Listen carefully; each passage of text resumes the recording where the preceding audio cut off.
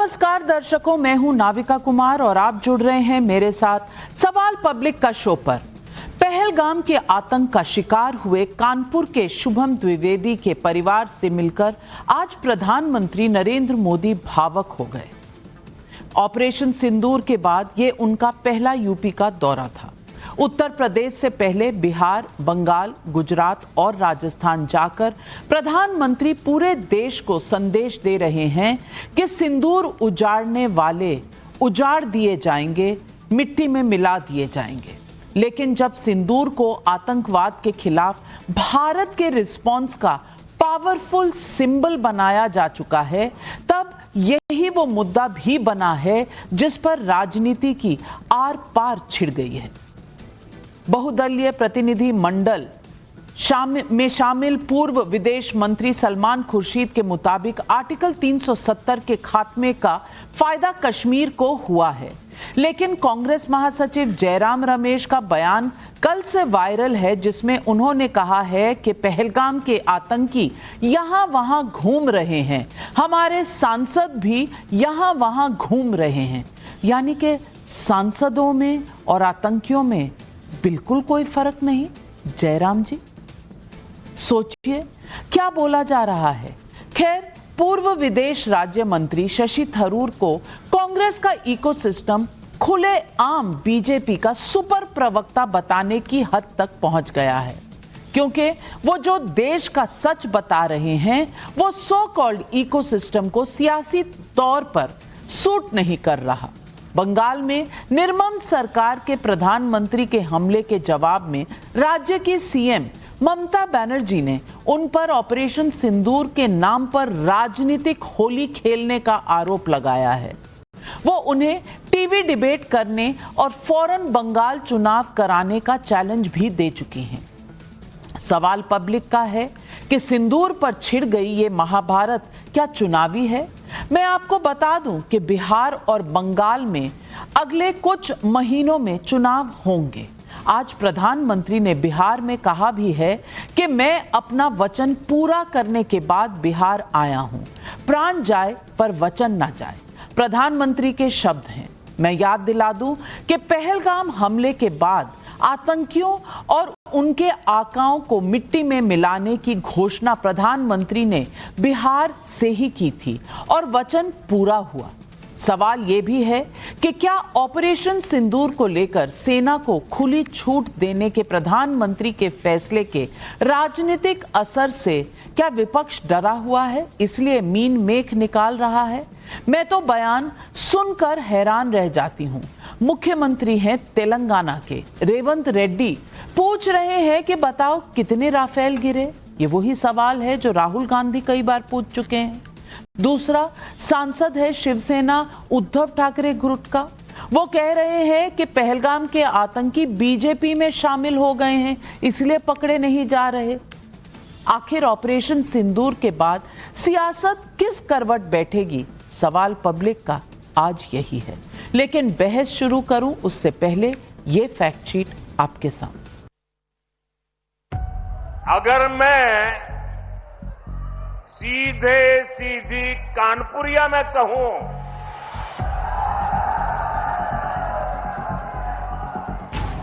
तो दुश्मन कहीं भी हो, सासाराम के लोग जानते हैं भगवान राम और उनके कुल की रीति क्या थी। प्राण जाए पर वचन न जाई। आंख में आंख मिलाकर हमने कह दिया था आतंक के आकाओं के ठिकानों को मिट्टी में मिला दिया जाएगा। आज जब मैं बिहार आया हूं तो अपने वचन पूरा करने के बाद आया हूं। ऑपरेशन सिंदूर से पाकिस्तान में हलचल है तो यहां देश की सियासत में भी ऑलराउंड हंगामा है। ये जो पहलगाम के आतंकवादी हैं, उन्होंने 4 आतंकी हमले कराए हैं 18 महीने में। आज वहां यहां वहां घूम रहे हैं, हमारे सांसद भी यहां वहां घूम रहे हैं और आतंकवादी भी यहाँ वहाँ घूम रहे हैं। शशि थरूर जी गए हैं या डेलीगेशन जो गया है पाकिस्तान की पोल खोलने के लिए, कांग्रेस का इतिहास मिटाने के लिए नहीं किसी को इजाज़त दी जा सकती है कि जा कर के वहाँ से कहना कि मोदी जी के पहले कोई इंटरनेशनल बाउंड्री क्रॉस नहीं किया, LOC नहीं क्रॉस किया। Absolutely wrong. ये मानसिक बेईमानी है। And his presence of him, his minister said, like Operation Sindoor, they will do the Bengal operation also. Operation of Bengal. I challenge them. If they have the guards, you go election for tomorrow. We are ready and Bengal is ready to accept your challenge. आतंकवादी तो शायद BJP में प्रवेश किया होगा, इसलिए पकड़े नहीं जाते। वो जो 6 आतंकवादी है पहलगांव वाले, वो इसलिए पकड़े नहीं जाते कि शायद वो एक दिन आपको बीजेपी कार्यालय से प्रेस नोट आ जाएगी, वो 6 लोगों ने बीजेपी में प्रवेश किया है, तो आप भूल जाइए सब। राजनीति के इन्हीं आरोपों प्रत्यारोपों के बीच प्रधानमंत्री ने पहलगाम के मृतक शुभम द्विवेदी के घर वालों से मुलाकात की। पर्सनली उन्होंने मुझसे इस पूरी ये जो इंसिडेंट था उससे रिलेटेड पूछा कि क्या हुआ, कैसे हुआ, कितने बजे, सारी चीज़ें जो इन्फॉर्मेशन थी। बाकी वो सब खुद जानते थे, वो खुद मुझे लगता है वो सभी के ऊपर उन्होंने नज़र रखी है, मैं कहाँ से हूँ या फिर ये फैमिली के बारे में शुभम कह रहे, सब जानते थे, सब उन्हें ऑलरेडी। प्रधानमंत्री ने आपसे ये भी बोला कि जो लड़ाई है टेररिज्म के अगेंस्ट वो भी खत्म नहीं हुई है। बिल्कुल, उन्होंने सबसे पहले ये बोला कि लड़ाई लंबी है और अभी चलेगी, उन्होंने ये बोला, तो इसका मतलब है बिल्कुल भावुक है। वो खुद भी बहुत भावुक थे और पूरे परिवार से मिलकर उन्होंने यही बोला कि पूरा देश आपके साथ आज खड़ा है।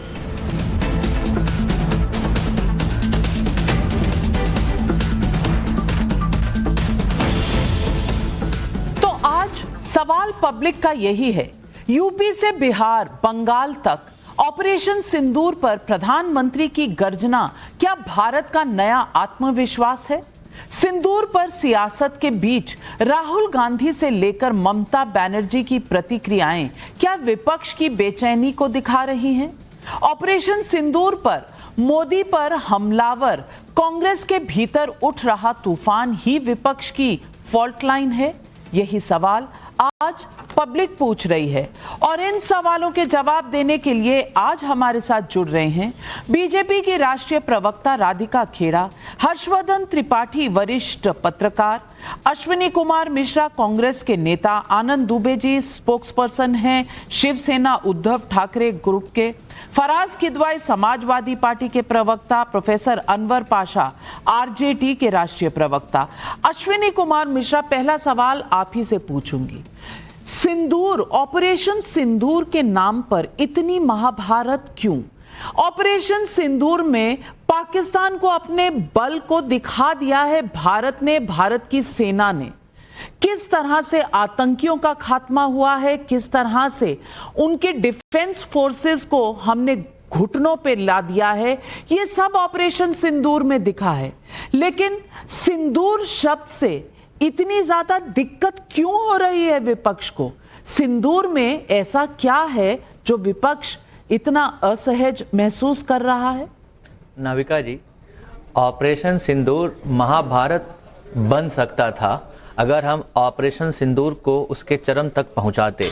कहीं न कहीं मोदी जी की व्यवस्था और कहीं न कहीं अंतर्राष्ट्रीय प्रेशर के चलते चलते जो ऑपरेशन सिंदूर जो महाभारत का काम करता, जो अधर्मियों को विनाश करता, जो धर्म के लिए लड़ता, वो कहीं न कहीं ट्रेड वॉरफेयर में या जो कहें ट्रंप के दबाव में अपने मुकाम तक नहीं पहुंचा। और ये बात देश से छुपी नहीं है। रही बात ऑपरेशन सिंदूर पर राजनीति की, राजनीति ऑपरेशन सिंदूर पर कौन कर रहा है ये सबको दिख रहा है। मोदी जी जिन्होंने 2 चुटकी सिंदूर 1 चुटकी सिंदूर की कीमत कभी नहीं जानी, उस विषय पर मैं नहीं जाऊं तो बेहतर है। आज वो घर घर सिंदूर भेजने की बात कर रहे हैं। क्या भारतीय जनता पार्टी को इतना भी नहीं पता है कि हमारे देश की महिलाएं सिंदूर कब लगाती हैं, किसके हाथों से लगाती हैं, कैसे लगाती हैं? तो सिंदूर को सिर्फ और सिर्फ भारतीय जनता पार्टी ने एक राजनीतिक मुद्दा बना करके छोड़ दिया है और इस बार से फिर से जनता को बहलाया जा रहा है, बेवकूफ बनाया जा रहा है और झूठ फैलाया जा रहा है भारतीय जनता पार्टी का सिंदूर के नाम पर। ये पहली बार हो रहा है देश में। पिछले 11 सालों में भारतीय जनता पार्टी की जब से राजनीति शुरू हुई है तब से ही सेना के नाम पर राजनीति की जाती है। अदरवाइज ऐसा कभी नहीं हुआ है कि सेना के नाम पे कभी राजनीति हुई हो। ये भारतीय जनता पार्टी ने जो, मोदी जी ने जो नया युग शुरू किया है सेना के नाम पे राजनीति करने का, ये जनता को बेवकूफ बनाना ही तो है। तो आप अगर ये बोलें कि विपक्ष इससे डरा हुआ है, विपक्ष मोदी जी से नहीं डरता। विपक्ष सिर्फ और सिर्फ देश हित की बात करता है, गवर्नमेंट से अकाउंटेबिलिटी की बात करता है, और गवर्नमेंट से वही अकाउंटेबिलिटी की बात श्री जयराम रमेश जी ने भी की कि आप बताइए जो आतंकी हमला करके गए वो खुला घूम रहे हैं कि नहीं घूम रहे हैं? आप उन पर जवाब तो दीजिए, उन पर अकाउंटेबिलिटी है। जयराम रमेश जी सही कह रहे हैं कि आतंकी खुले घूम रहे हैं और सांसद भी खुले घूम रहे हैं, ये एक ही बात है, ये एक ही बात है। मैं पूछना चाहती हूं, इतनी दिक्कत है, अपने ही सांसद अगर बाहर गए हों, आपको इतनी दिक्कत है कि वो क्यों चला गया, मैं क्यों नहीं गया? क्या ये प्रतिस्पर्धा है, ये कंपटीशन है जिसकी वजह से ये कहा जा रहा है? और मैं ये नहीं समझ पा रही कि ऑपरेशन सिंदूर जब नाम आया था तो सबने कहा कि बिल्कुल सिंदूर का बदला लेना चाहिए, लेकिन ये मध्य रास्ते में ये सिंदूर की एलर्जी मुझे समझ नहीं आ रही। राधिका खेड़ा जी, ये सिंदूर की एलर्जी है या बीजेपी ने ही कुछ ज्यादा सिंदूर को एक मार्केटिंग टूल बना दिया है? ये आज सवाल है पब्लिक का। नमस्कार और जय हिंद। मैं भी सुन रही थी कांग्रेस के नेता जो बोल रहे थे कि सिंदूर की कीमत, सिंदूर की कीमत। देखिए क्या है ना, कांग्रेस के साथ सबसे बड़ी दिक्कत क्या है कि वो ना हमारा कल्चर समझते हैं, ना भारतीय संस्कृति सभ्यता समझते हैं। इसलिए जो ये बार बार इनको तकलीफ हो रही है सिंदूर के नाम से। अरे इनकी तो 3 जो सबसे स्ट्रांग महिलाएं हैं जो देश चलाती थी पहले जब इनकी सरकार थी, और आज जो इनकी पार्टी चला रही है, इंदिरा गांधी जी हो, सोनिया गांधी जी हो या प्रियंका वाड्रा हो, दिखाइए मुझे एक भी फोटो किसी ने सिंदूर लगाया हो। जो महिलाएं सिंदूर ही नहीं लगाती वो दूसरों के सिंदूर की कीमत नहीं पहचानेंगी, इसलिए इनको तकलीफ है, क्योंकि भारतीय संस्कृति सभ्यता हिंदू धर्म में क्या है नहीं जानेंगे। और सिंदूर की कीमत वो हर महिला जान रही है जो आज वो सिंदूर नहीं लगा पाएगी, जिन्होंने अपने परिवार को खो दिया, अपने पतियों को खो दिया, जिन बच्चों ने अपने पिता को खो दिया। और उनमें से ही एक और कई जितनी महिलाएं थी सब ने ये कहा, और वो भी जो शुभम जी की पत्नी जो शहीद हो गए थे, उनकी पत्नी जिनसे आज प्रधानमंत्री जी मिलके भी आए हैं, उन्होंने साफ तौर पे यही कहा आज हमारा बदला पूरा हो रहा है और जो हमारे पतियों की शहादत हुई वो व्यर्थ नहीं गई। ये है जो आज देश की आवाज है। लेकिन क्या देखने को मिल रहा है कि राहुल गांधी हो, जयराम रमेश हो, या जो उनके लोग रिप्रेजेंट करने गए हैं डेलीगेशन में, शशि थरूर साहब हो, मनीष तिवारी जी हो, सलमान खुर्शीद हो, या यहाँ बैठे इनके टुचमुच नेता जो लगातार अभद्र टिप्पणियां करते हैं, चाहे उदित राज साहब हो, चाहे अन्य बाकी जो नेता हो, किसी के अंदर एक कोऑर्डिनेशन ही नहीं है। अरे आप अगर आपको किसी के ऊपर कुछ सवाल उठाना है तो कोऑर्डिनेशन में तो उठाइए। देखिए मैं आपके बीच में नहीं बोली थी तो आप बोलिएगा मत। नहीं, आपको देश नहीं, आप गलत बात करेंगे, आप कुछ भी बैठ के झूठ फैलाएंगे और आप बोल रहे हैं हम ऑब्जेक्शन नहीं करेंगे। आप पहले अपने गिरबान में झांक के तो देखिए कि आपके नेता क्या बोल रहे हैं। जब प्रवक्ताओं की ट्रेनिंग हो रही थी 10 दिन पहले राहुल गांधी ने ये सिखाया है कि जैसे मैं संसद में जोर जोर से बीच में चिल्लाता हूं, तुम डिबेट में भी अरे आप कुछ भी बोलोगे, पटांग बोलोगे और हम चुपचाप सुनते रहेंगे क्या? आपके पास कोई अकाउंटेबिलिटी नाम की चीज नहीं है क्या? आपको कोई तमीज नहीं है क्या बात करने की? आप क्या बात बोल रहे हो? आपके नेता कर्नल कुरैशी को आतंकवादी की बहन कहते हैं, तब आपके मुंह में दही जम जाता है। और हम यहाँ पर देश के लिए अकाउंटेबिलिटी की बात करते हैं तो आपको लगता है कि हम गलत बात कर रहे हैं। नाविका जी, मैं इस तरीके की फिश मार्केट की डिबेट नहीं कर सकती। आप प्लीज इनको म्यूट जी, आप बोले। अखिलेश जी, मैं आपको काउंटर का समय दूंगी। अश्विनी जी सलमान खुर्शीद जब सलमान खुर्शीद ये बोलते हैं कि सोनिया गांधी को बाटला हाउस के एनकाउंटर के बाद नींद नहीं आई, आंसू आए, तब वो सही होता है, तब उनके पर्सनल व्यूज नहीं होते। लेकिन वही सलमान खुर्शीद जब आज 370 हटने के फेवर में जाके भारत के बाहर बोल के आते हैं तो वो उनके पर्सनल व्यूज हो जाते हैं। ये जयराम रमेश को खुद ही नहीं पता, जिसके नाम में राम है और वो राम के ही अपमान करते हैं, तो उनकी तो आप छोड़ ही दीजिए, इसीलिए आज वो विपक्ष में है। लेकिन बहुत अफसोस की बात है जब एक तरफ कहा जाता है, जब पूरा विश्व भारत के साथ एकजुटता से खड़ा हो रहा है, सब बड़ी बड़ी ताकतें भारत के साथ खड़ी हैं और सब ये कह रहे हैं कि we are with India, and उनके हम उस साथ है कि वो अपने आप की प्रोटेक्शन के लिए रिटेलिएट कर रहे हैं, तब हमारे देश का विपक्ष इस तरह की घिनौनी राजनीति कर रहा है। लेकिन नाविका जी, देश देख रहा है, 11 साल से इन लोगों को जवाब दे रहा है, बिल्कुल देख रहा है। लेकिन राधिका खेरा जी, मैं इतना ही कहना चाहूंगी कि सिंदूर लगा हो या ना लगा हो, हर भारतीय महिला सिंदूर का महत्व जरूर जानती है। लेकिन ये जरूर कहूंगी कि विपक्ष सिंदूर के महत्व को जानते हुए लोग नहीं समझेंगे, ये अपनी अपनी परसेप्शन है, लोग नहीं समझते महत्व। होपफुली मोदी जी समझते हो, क्योंकि मैं मैरिड हूं, मेरी पत्नी है, हिंदू धर्म से हूं, सिंदूर लगाता हूं, तो मैं बहुत बाखूबी समझता हूं। मुझे लगता है वही सिंदूर शायद हमारे प्रधानमंत्री जी भी उस सिंदूर की वैल्यू समझते होते, तो शायद जो है प्रियंका वाड्रा, सोनिया गांधी कोई भी हिंदू नहीं है, ना इंदिरा गांधी। आपने अपनी बात रख ली, मुझे बोलने का जवाब दीजिए। जो आप जो सिंदूर की बात कर रहे हैं ना नाविका जी, इनको भारतीय जनता पार्टी को इस चीज की शर्म नहीं आती है कि इनके नेता जो है कर्नल कुरैशी को आतंकवादी की बहन कहते हैं। एक बोलते हैं पूरी सेना नतमस्तक है प्रधानमंत्री मोदी जी के चरणों में, मोदी जी को देश का बाप बताते हैं, और वही जाकर के घर घर महिलाओं को सिंदूर बांटने का काम करेंगे। क्या मोदी जी पूरे देश के बाप है क्या, जो घर घर जाके हर महिलाओं को सिंदूर बांटने का काम करेंगे? इनके प्रवक्ताओं ने ऑन द रिकॉर्ड कहा है कि मोदी जी पूरे देश के बाप हैं, और अब ये घर घर सिंदूर बांटने की बात कर रहे हैं। इनको अकल भी नहीं है कि सिंदूर किस काम में आता है, कब लगाया जाता है, क्या हिंदू प्रणाली है उसके लिए, कैसे क्या। ब्रह्मोस का इफेक्ट पाकिस्तान से ज्यादा कांग्रेस के खेमे में नहीं, आप क्या बोल रहे हैं, आप क्या बोल रहे हैं अश्विनी जी? आपने पहले कहा कि भाषा का संयम होना चाहिए, और अब आप क्या क्या कह रहे हैं देश के प्रधानमंत्री के बाद? ये संयम कहां चला जाता है? मैं यही नहीं, अश्विनी जी आपके विचार अलग हो सकते हैं, आपकी राजनीति अलग हो सकती है, लेकिन ऐसे मौके पर जब भारत के सांसद, भारत के प्रतिनिधि बनकर बाहर हैं, तो आनंद Dubey ji, one message one mission, ये होना चाहिए, सब देश की तरफ से बात करें। लेकिन यहां पर सिंदूर पर ही जंग छिड़ी हुई है। सिंदूर क्यों कह रहे? पाकिस्तान वहां मान रहा है कि इन्होंने इंडस वाटर ट्रीटी बंद कर दी, पानी नहीं आ रहा, वहां एक्टर्स लिख रहे हैं कि क्या दुर्गति है, वहां लोग कह रहे हैं कि किस तरह से हरा दिया हमको, वहां के प्रधानमंत्री शहबाज शरीफ कह रहे हैं कि हमें पता ही नहीं चला कब आके हमारे 11 एयरबेस उड़ गए। लेकिन यहां है कि यहां अंदरूनी जंग ही नहीं खत्म हो रही, और आपके लीडर तो कह रहे हैं कि भाई वो आतंकी बीजेपी में शामिल हो गए इसलिए पकड़े नहीं जा रहे। और वो संजय राउत जी रोज क्या क्या कहते हैं, वो क्या कहते हैं? आनंद दुबे जी, कुछ तो लगाम होनी चाहिए अपने देश के बारे में बात करते हुए। जी। इतनी खुली छूट। नाविका जी नमस्ते। देखिए, ऐसा है कि हम सब इस समय अपने देश के साथ, अपने सरकार के साथ, अपनी सेना के साथ खड़े हैं।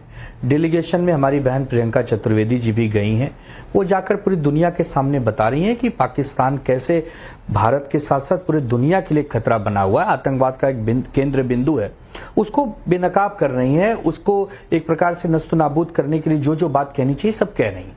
तो इससे एक साफ संदेश गया है कि भैया पूरा विपक्ष, चाहे उसमें शिवसेना हो, समाजवादी हो, MIM हो, जो कांग्रेस हो, सब के सब सरकार के साथ खड़े हैं, क्योंकि सरकार की तरफ से जब कोई जाता है तब वो देश बनकर जाता है, वो कोई पॉलिटिकल पार्टी या विचारधारा बनकर नहीं जाता। नाविका जी, इस समय घरेलू राजनीति का भी नहीं है, कोई चुनाव भी नहीं है, 2029 से पहले लोकसभा का चुनाव नहीं है, तो कोई ये न माने कि विपक्ष इसमें राजनीति कर रहा है या सरकार के लोग राजनीति कर रहे हैं। सिर्फ एक कोई छोटी सी बातें हैं, अगर पूरा विपक्ष बड़ा हृदय करके सरकार के साथ कंधे से कंधा मिलाकर खड़ा है, तो विपक्ष चाहेगा कि सरकार भी उनके पालक बनकर या उनके जिम्मेदार दोस्त बनकर उन्हें भी साथ लेकर चले।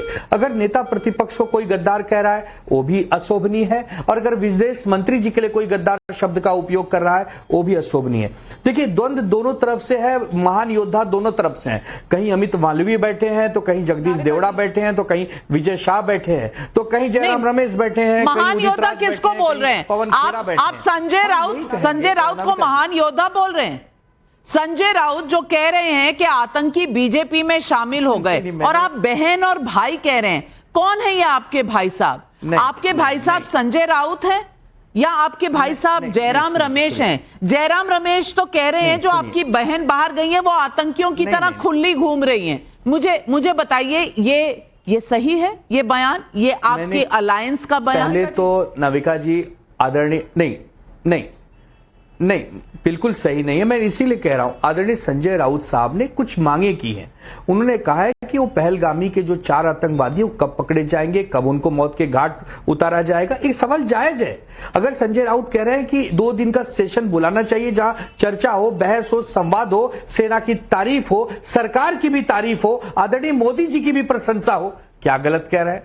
किसी के बयान को तोड़ मरोड़ कर नहीं बोलना चाहिए। हाँ ठीक है, हो सकता है आपको बयान पसंद नहीं आ रहे हो। अब जगदीश देवड़ा का बयान हमें पसंद नहीं आया है, विजय शाह का बयान हमें पसंद नहीं आया, लेकिन हम क्या करें? हम कुछ कह नहीं सकते। हम सिर्फ यही कह सकते हैं कि बीजेपी को थोड़ी सी अकल आ जाए, बीजेपी अपने नेताओं पर थोड़ा सा अंकुश लगाए, यही कह सकते हैं। हम बार बार कह रहे हैं कि घरेलू राजनीति का कोई समय नहीं है। हम आदरणीय मोदी जी कोई समय नहीं है। चलिए, लेकिन मुझे ये बता दीजिए, संजय राउत ने कहा ऑपरेशन सिंदूर फेलियर है। आप उनके साथ सहमत हैं या आप सरकार के साथ हैं जो कह रही है, और हमारे डिफेंस फोर्सेस के साथ हैं जो कह रहे हैं उन्होंने ये डिसाइसिव एक्शन लिया है, पाकिस्तान के घुटने टेकने पड़े हैं? मुझे बताइए, आप संजय राउत के साथ हैं या देश के साथ हैं? संजय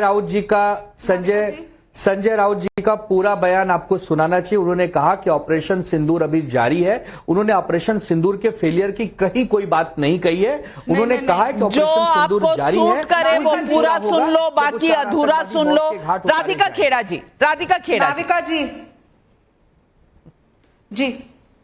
नाविका जी, ऑपरेशन सिंदूर एक फेलियर है और विपक्ष को ये बारात जो डेलीगेशन की जा रही है उसको बॉयकॉट कर देना चाहिए। श्री संजय राउत साहब के दोनों स्टेटमेंट है, तो काहे भेजे हो प्रियंका चतुर्वेदी को? मना कर देते ना, और मना करते राहुल गांधी को फोन करके। संजय राउत वैसे तो हाथ में हाथ डाल के घूमते हैं उनके, और जब आप बार बार पूछ रहे हैं कि वो 4 आतंकियों का क्या हुआ, तो उसमें से एक की ये फोटो है। क्या नाम है इनका?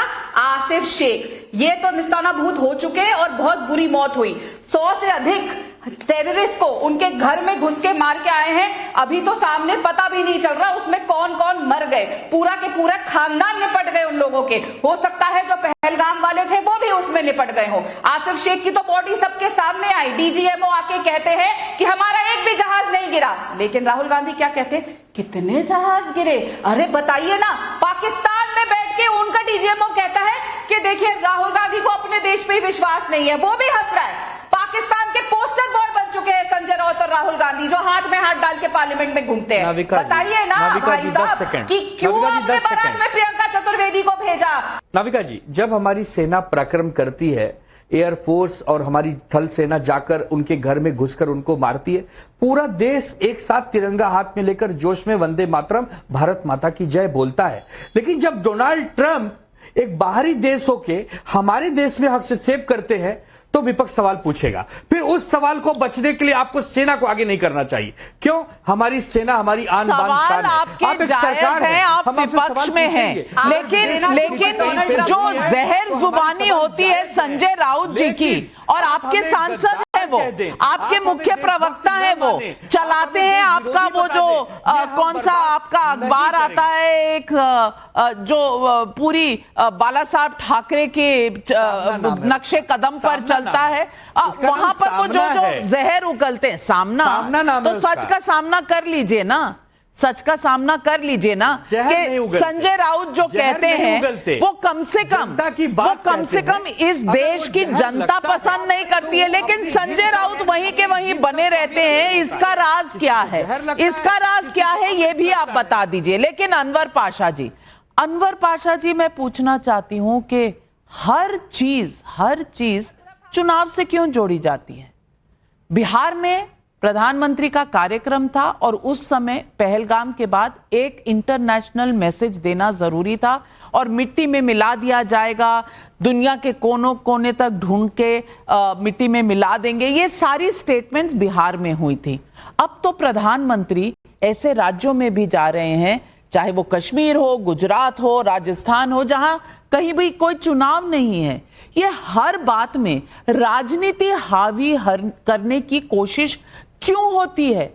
और सिंदूर की बात अगर बिहार में हो रही है तो दिक्कत क्या है, मुझे बता दीजिए। ऑपरेशन सिंदूर से आपका सिर फक्र से उठ नहीं रहा, आपको दिक्कत है कोई? नाविका जी, आपने कहा कि बिहार में इलेक्शन है और ये सारा जो खेल है भाजपा का, ये बिहार के इलेक्शन को सामने रख करके। मैंने ऐसा नहीं कहा, घर घर आप मैंने ऐसा नहीं कहा, मेरी बात को तोड़िए मरोड़िए मत। मैं कह रहा हूं हाँ, आप कि ये भारतीय जनता पार्टी के लिए, चाहे वो आतंकवाद हो या चाहे युद्ध हो, चाहे सेना हो, ये सब उनके लिए राजनीति का एक प्रतीक है। राजनीति के लिए उसको इस्तेमाल करते हैं। और उसी तरह से आप देखेंगे कि इस पूरे प्रकरण में हमारे देश में घुस करके जिस तरह से आतंकवादियों ने हमारे मासूम लोगों की जानें ली, उनको शहीद किया, निर्मम हत्या की उनकी, जिस तरह से पुलवामा में हमारे जवानों की हत्या की, इन दोनों आप घटनाओं को सामने रखें। उन दोनों घटनाओं को किस तरह से हमारे प्रधानमंत्री जी ने, हमारे भारतीय जनता पार्टी ने उसको किस तरह से इस्तेमाल किया। पुलवामा के नाम पर इलेक्शन में वोट मांगे गए, ये याद है ना आपको? पुलवामा के शहीदों के नाम पर, जवानों के नाम पर वोट मांगे गए। उसी तरह से पहलगाम में ये जो हमारे 26-27 जो हमारी महिलाएं जिस तरह से विधवा हुई हैं, उनके माथे का सिंदूर जिस तरह से लुटा है, उनके सिंदूर का भी मान नहीं रखा जा रहा, बल्कि सिंदूर को भी एक तरह से राजनीति का विषय बना दिया गया है। सिंदूर हमारी भारतीय संस्कृति का प्रतीक है। सिंदूर का बहुत महत्व है हमारे समाज में, हमारे देश में, लेकिन उसको प्रतीक क्या बनाया जा रहा है? उसको राजनीति का प्रतीक बनाया जा रहा है। हम इसकी भर्त्सना करते हैं। सिंदूर हमारे लिए बहुत ही पवित्र है, बहुत ही अहम है, लेकिन उस पर राजनीति नहीं होनी चाहिए। घर घर आप सिंदूर बांटने जा रहे हैं, उन महिलाओं का मजाक उड़ा रहे हैं जिनके माथे का सिंदूर जुड़ा है। आप उनके आंसू पोंछने नहीं जा रहे हैं। आज जो है 1.5 महीने के बाद प्रधानमंत्री जी को याद आया कि शुभम के घर जाकर के उन्होंने उनकी जो विधवा पत्नी उनकी है उनसे बात की, लेकिन और बाकी जो हमारी जो विधवा हैं, जो जिनके माथे का सिंदूर जिनका छिन गया है, उनके यहाँ प्रधानमंत्री जी नहीं गए, पहलगाम नहीं गए, कश्मीर नहीं गए।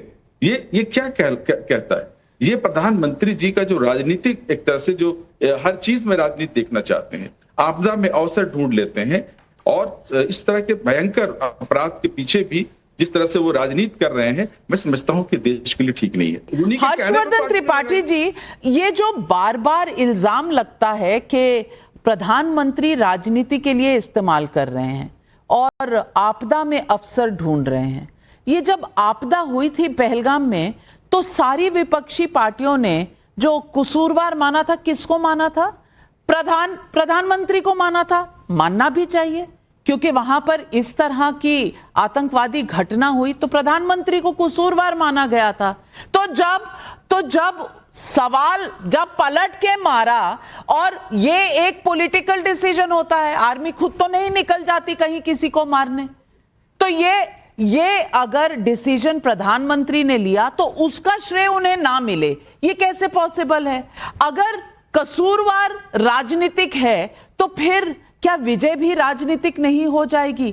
ये बात विपक्ष को समझ क्यों नहीं आती? लेकिन नड्डा जी, सबसे पहले तो ये कि मुझे लगता है कि टेलीविजन पर ये स्पष्टता आ जाए जो किसी एक फेक न्यूज की वजह से फैला, और मुझे लगता है कि राधिका जी भी उसको और कंफर्म कर देंगी। अभी मैंने देखा तो अमित मालवीय ने साफ साफ लिखा है कि ऐसा कोई अभियान भाजपा नहीं चला रही है जिसमें घर घर जाकर सिंदूर बांटा जाएगा। मैंने भी सुबह ये लिखा था, क्या सचमुच ऐसा अभियान चलाने वाली है भाजपा? बिना किसी अधिकृत बयान के कहा गया कि भाजपा घर घर सिंदूर बांटेगी। ऑपरेशन सिंदूर अभियान पे वो जाएंगे तो वो तो कांग्रेस पार्टी ने भी रैली निकाली थी, दूसरी भी पार्टियां जो भी देश प्रेम जिनको आता है तो वो चलते हैं, वो निकलते हैं। इस तरह की रैलियां कोई मतलब नई नहीं। अब मूल बात ये, 22 को जब ये पहलगाम में धर्म पूछकर हत्या की गई तो उसके बाद से लगातार सवाल किया गया प्रधानमंत्री क्या कर रहे हैं, हम तो उनके साथ हैं, हमला क्यों नहीं कर रहे हैं? तो उसका जवाब देंगे। और श्रेय जब इंदिरा गांधी को मिला था, श्रेय प्रधानमंत्री नरेंद्र मोदी को भी मिलेगा। दुनिया भारत के साथ रहे या ना रहे, दुनिया किसी और के साथ किसी भी तरह जाए, फिर भी हम सक्षम हैं, हम जीतते हैं, हम ये करते हैं, तो प्रधानमंत्री उसको बताएंगे। मेक इन इंडिया ने अगर भारत का एक ऐसा एयर डिफेंस सिस्टम तैयार किया, मेक इन इंडिया ने अगर ऐसी मारक प्रणाली, मारक क्षमता विकसित की, बिल्कुल हम बताएंगे। अगर हमारी जो डिफेंस का एक्सपोर्ट है वो सीधे सीधे एक जिसको कहते हैं ना कि 25,000 करोड़ का एक्सपोर्ट हम करते हैं, ये करने में हम आ गए जो हम सिर्फ पूरी तरह से इंपोर्ट करते थे, हम बिल्कुल बताएंगे। अगर 10 साल में जिसकी भी सरकार होगी, कांग्रेस की सरकार होती तो वो भी बताती। अगर कांग्रेस सरकार में कोई खरीद नहीं हुई, किसी एयर डिफेंस सिस्टम छोड़िए, किसी तरह के आर्म एमुनेशन के फाइल नहीं आगे सर की, और यहां अगर राफेल खरीदे गए तो बिल्कुल प्रधानमंत्री बनाएंगे। मेरी चिंता दूसरी, ये सब बहुत कोई कठिन नहीं होता, ये तो जो भी सरकार में रहेगा वो इसको बताएगा। लेकिन राहुल गांधी वाली कांग्रेस को क्या हो गया है? कितने हमारे राफेल गिर गए, कितने हमारे जेट गिर गए। पाकिस्तान की बात पर यकीन कर लीजिए, शांति की अपील उस वक्त जब तैयारी कर रहे हो, जब हम हमला कर रहे हो तो कहें कि नहीं नहीं अब डी एस्केलेट कर लीजिए। कांग्रेस को हो क्या गया? मेरी चिंता इस बात की है क्योंकि मुख्य विपक्षी पार्टी है और लोकतंत्र में मुख्य विपक्षी पार्टी ऐसे सेना जब शौर्य दिखा रही है, राजनीतिक नेतृत्व अपना दृढ़ निश्चय दिखा रहा है, ऐसे करते हुए बहुत ठीक नहीं लगते। मैं बार बार कहता हूं, अटल जी को नरसिंहा राव ने जब भेजा जिनेवा तो लौट के आए अटल जी, बहुत अच्छा बोल के आए, तो ऐसा थोड़ी ना है कि वो अटल जी के खाते में आया, वो भारत सरकार के खाते में गया और कांग्रेस पार्टी की उस वक्त सरकार थी। जब अटल जी ने इंदिरा गांधी की प्रशंसा की थी तो इंदिरा जी के खाते में गया, ऐसा नहीं है कि वो भारतीय जनता पार्टी के खाते में चला गया। लेकिन कभी भारतीय जनता पार्टी ने इतना स्तरहीन व्यवहार नहीं किया था जो इस वक्त देश के साथ खड़े होने का वक्त था, जो कांग्रेस पार्टी, राहुल वाली कांग्रेस पार्टी जो कर रही। बहुत बहुत बड़ी बात आप कह रहे हैं हर्षवर्धन त्रिपाठी जी। और फराज किदवाई, मैं यही पूछना चाहती हूं, 1971 की भी वॉर हुई थी, अब सैम मानेकशॉ को कितनी बार याद किया जाता है और इंदिरा गांधी को कितनी बार याद किया जाता है, ये मुझे बता दें। और खास करके आजकल के दौर में जब कांग्रेस पार्टी ये बार बार कहने लगती है, जब विपक्षी पार्टियां ये बार बार कहने लगती है कि राजनीतिकरण हो रहा है, राजनीतिकरण हो रहा है, तो ये तो पहले भी हुआ था। और राजनीतिकरण तो तब भी हो सकता था, यूपीए सरकार जिसमें आप भी शामिल थे, कांग्रेस भी थी, आरजेडी भी थी, तब भी 26/11 के बाद एक्शन लिया जा सकता था, लेकिन पॉलिटिकल विल नहीं था तो वो एक्शन नहीं लिया गया। सेना तो हमारी तब भी एकदम अव्वल नंबर की थी, आज भी अव्वल नंबर की है। हराने की ताकत उसमें तब भी थी पाकिस्तान की सेना को, आज भी है। लेकिन पॉलिटिकल विल को एकदम इग्नोर करना, क्या ये सही है, क्या ये पॉसिबल है और क्या ये जायज भी है?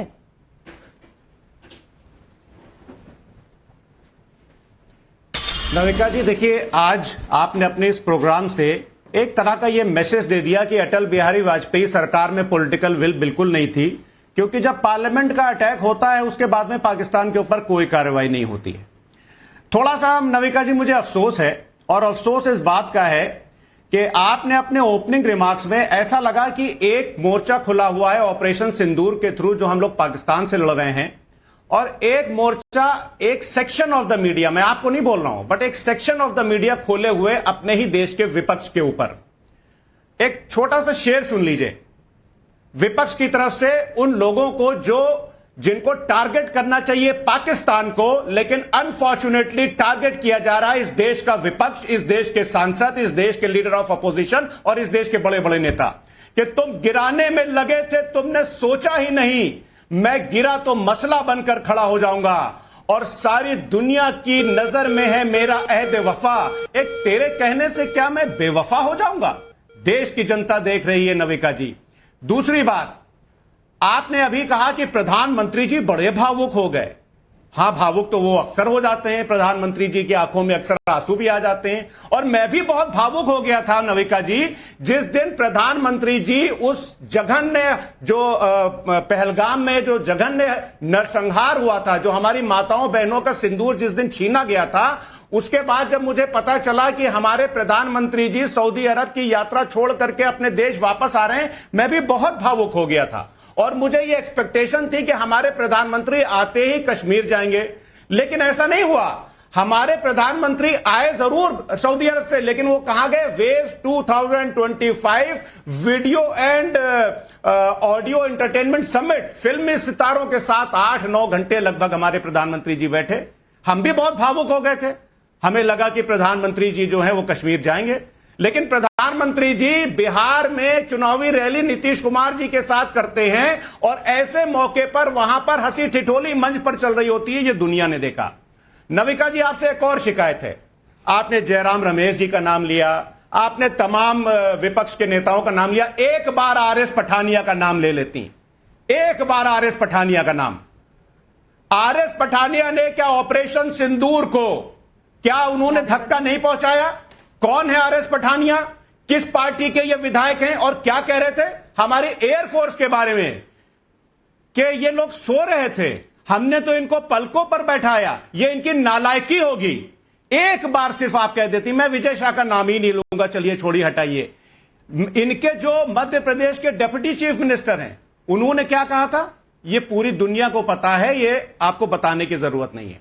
एक बात और मैं कह देता हूं नविका जी, आपने अभी बोला प्रधानमंत्री जी के लिए कि प्राण जाए पर वचन न जाए। हर्षवर्धन त्रिपाठी जी ने भी डिफेंस एक्सपोर्ट की बात की।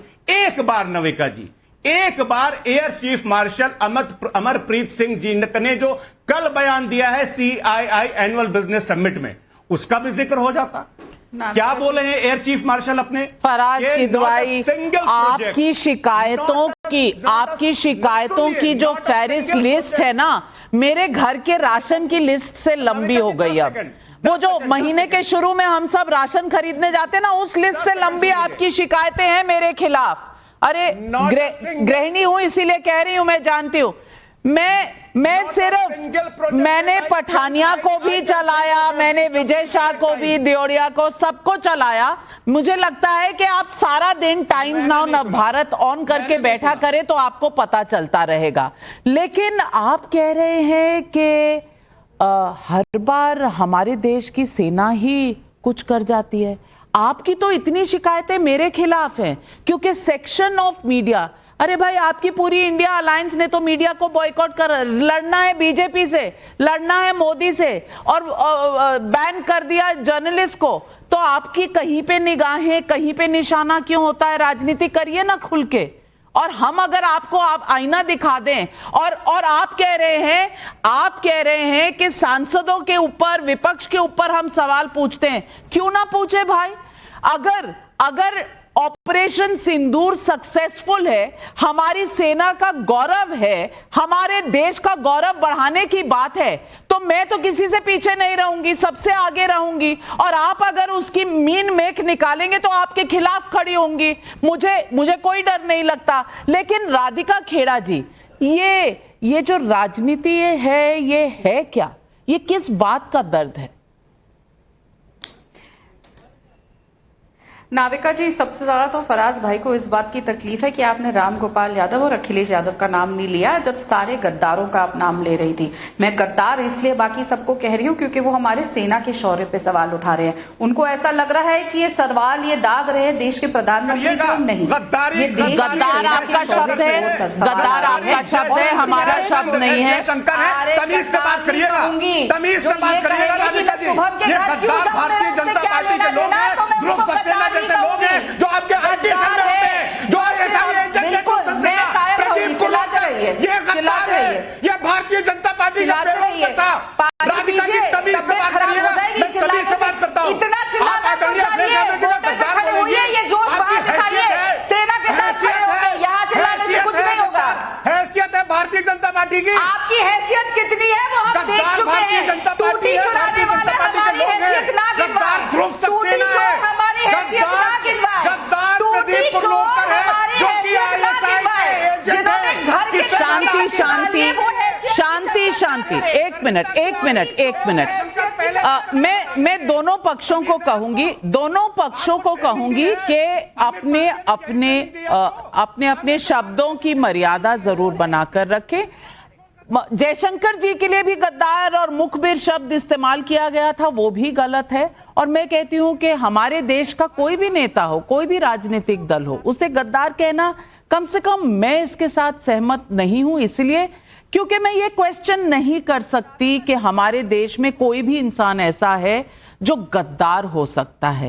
हाँ, उनके शब्द, उनकी सोच, उनकी राजनीति जरूर सवाल खड़े करती है। और राधिका जी, बिल्कुल रामगोपाल यादव जी के जो पीडीए वाले शब्द थे, उनके साथ मैं असहमत हूं, मैं बिल्कुल असहमत हूं। और हमारी सेना में जाति पर लोगों को डिवाइड करना, यह कतई शोभा नहीं देता। यहां मैं आपके साथ सहमत हूं।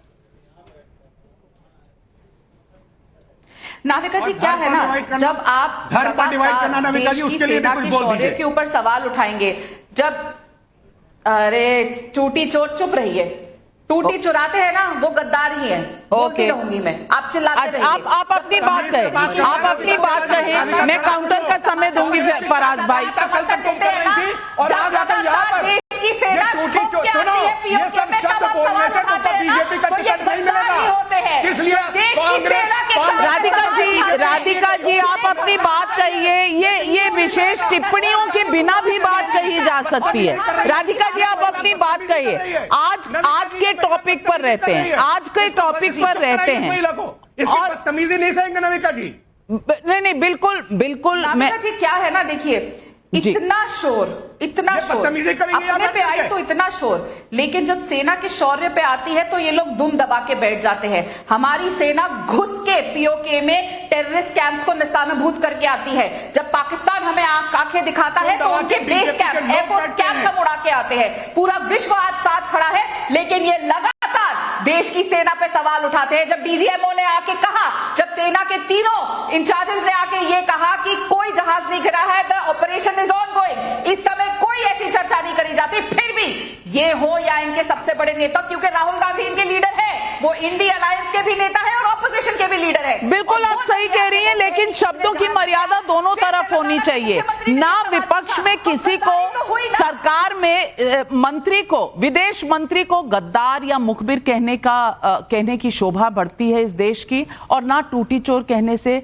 किसी नेता की शोभा बढ़ती है। और इस तरह की बातें हमें नहीं करनी चाहिए, क्योंकि हमें मिलकर रहना है। हम सबका एक ही एजेंडा है, वो है हमारा देश। और कम से कम 2 महीने हम इसके लिए राजनीति को छुट्टी दे सकते हैं, और पब्लिक भी यही कह रही है। सार्थक सिंह का दिल्ली से सवाल है, अगर भारत के एक राज्य का मुख्यमंत्री भी पाकिस्तान की भाषा बोलेगा तो हम क्या समझें? देश के बाहर के दुश्मनों से लड़े या देश के अंदर के दुश्मनों से लड़े? अनवर पाशा जी जवाब दीजिए, पब्लिक पूछ रही है। नाविका जी, आपने एक बहुत महत्वपूर्ण एक पॉइंट उठाया कि जो उस पे हमारे यहाँ मुंबई में जो हमारा अटैक हुआ था, आतंकवादियों पे जो अटैक हुआ था, मेरे ख्याल से वो 26/11 को अटैक हुआ था। उसमें आपने कहा कि उसका बदला नहीं लिया गया क्योंकि उस वक्त की सरकार के पास विल पावर नहीं था। आपने कहा ना अभी, उस वक्त जो भी आतंकवादी घुसे थे भारत में, उन सब का सफाया कर दिया गया था, और कसाब जो जिंदा बचा था उसको भी फांसी दे दी गई थी। रही बात विल पावर की, तो अभी जो कुछ हो रहा है, अभी जो सीज फायर हुआ, जब हम हमारी सेना पराक्रम का प्रदर्शन कर रही थी, अनवर पाशा जी, मैं जमीनी रिपोर्टिंग कर चुकी हूँ इन सब मुद्दों पर, तो मुझे मत समझाइए। लेकिन क्या हर्षवर्धन त्रिपाठी उन आतंकियों का सफाया करना और आज के ऑपरेशन सिंदूर दोनों बराबर है? वो आतंकी और उनके आका, और उसके बाद अजमल कसाब को हैंग मत करो, अजमल कसाब को यहाँ ठीक से जस्टिस मिलेगा कि नहीं, सुनवाई होगी कि नहीं, याकूब मेमन के लिए कोर्ट रात को खुलवाना जबकि सारी प्रक्रियाएं पूरी हो गई थी, ये क्या दिखलाता है? जी ये सवाल तो पहली बात तो नविका जी, मुझे लगता है कि इस तरह की उसी समय सीज फायर कर दिया, इस तरह की तुलना नहीं करनी चाहिए। क्या ये कह रहे हैं कि 26/11 का हमला हो गया उसके बाद भी लोगों को छोड़ देना चाहिए? हमारे नागरिक, हमारे जवान, हमारे सेना के, पुलिस के लोगों को क्या छोड़ देते उनको?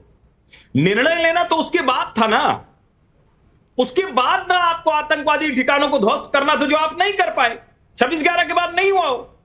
और उस वक्त तो राहुल गांधी की सरकार थी ना, जो आज रेवंत रेड्डी कह रहे हैं, प्रमोद तिवारी कह रहे हैं कि अगर वो पीएम होते तो पीओके सिंह भागलपुर से पूछ रही हैं, कांग्रेस का खून जिस तरह ऑपरेशन सिंदूर के बाद खौल रहा है कि वो लगातार सरकार और सेना के किए काम पर सवाल उठा रही है, ये खून 26/11 के समय क्यों नहीं खौला? ये सवाल पूछ रहे हैं। अश्विनी जी सुनिए, सुरेंद्र नाथ पटना से पूछ रहे हैं, बस एक सवाल है, विदेश में जाकर थरूर जब एकजुट देश को दिखा रहे हैं, तब उन्हीं की पार्टी के लोग उन्हें बीजेपी प्रवक्ता क्यों बता रहे हैं?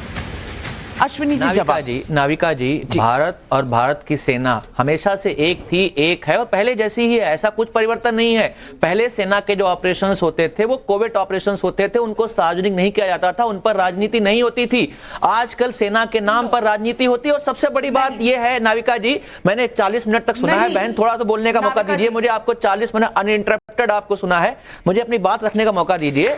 पहले सेना के नाम पर राजनीति नहीं होती थी, अब राजनीति होती है। आज बहुत महत्वपूर्ण दिन है नाविका जी, जी, आज ही के दिन 199 साल पहले हमारा हिंदी का अखबार शुरू हुआ था और आज की पत्रकारिता का मैं स्तर देखता हूं तो मुझे कई हर्षवर्धन तिवारी जी को सुन रहा था और पत्रकारों को सुनता हूं तो मुझे कहीं ना कहीं वो रंगा सियार वाली कहानी नजर आती है, जो कहीं ना कहीं चोला ओढ़े हुए हैं सरकार का। आज पत्रकारिता छोड़ चुके हैं और सरकार की बैठ के सरकार की तरफदारी कर रहे हैं। सरकार पर सवाल उठाने की जगह यही कांग्रेस का हुजूर मूलभूत अपनी विरोध है। सरकार का समय देख लीजिएगा, जब दरबारी हुआ करते थे, पत्रकार नहीं हुआ करते थे, दरबारी हुआ करते थे। और आप कह रहे हैं कि पहले सर्जिकल स्ट्राइक्स होती थी, उसकी जो सच्चाई है वो दुनिया को मालूम है और ये सेना भी क्लियर कर चुकी है कि वो सर्जिकल स्ट्राइक्स जो थी वो इस लेवल की कभी भी नहीं थी और ये बात आपको मान लेनी चाहिए। लेकिन जिनकी दुनिया और जिनकी राजनीति मिथ्या पर चलती है उन्हें तो क्या ही कहें। हमने एक छोटा सा सर्वे किया, सिंदूर क्या बिहार बंगाल चुनाव का मुद्दा बनेगा?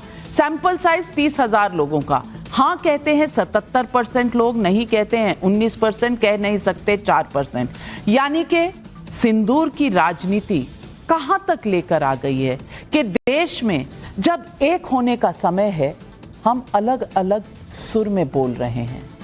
भूल गए वो बात, मिले सुर मेरा तुम्हारा तो सुर बने हमारा। आज उसी सुर की तलाश है, क्यों भूल जाते हैं? आज बस इतना ही।